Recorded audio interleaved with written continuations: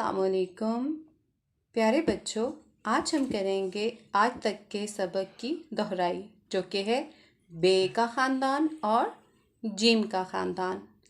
पहले हम इन हरूफ तहज्जी की दोहराई करेंगे।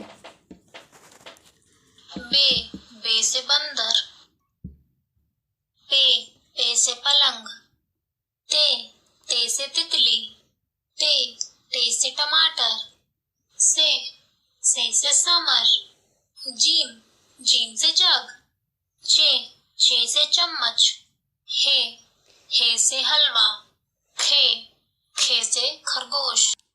शुरू करते हैं बे का ख़ानदान।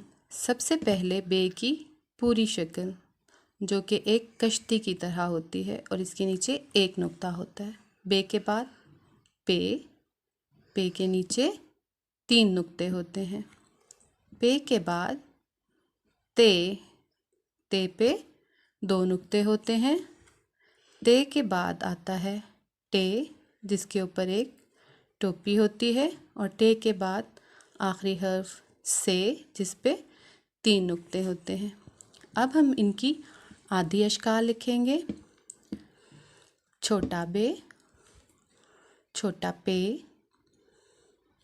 छोटा ते, छोटा टे और छोटा से के बाद जीम का ख़ानदान शुरू होता है।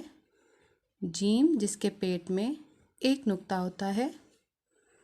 चे, जिसके पेट में 3 नुक्ते होते हैं। हे, जिसका कोई नुक्ता नहीं होता, और खे, जिसके सर पे एक नुक्ता होता है। अब हम इनके आदि अशकाल की प्रैक्टिस करेंगे। जीम, चे, हे, खे।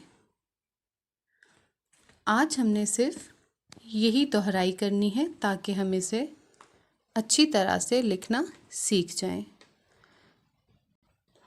कल मिलेंगे अपने नए हरूफ के साथ। तब तक आप इसकी मश्क जारी रखिएगा। अल्लाह हाफ़िज़।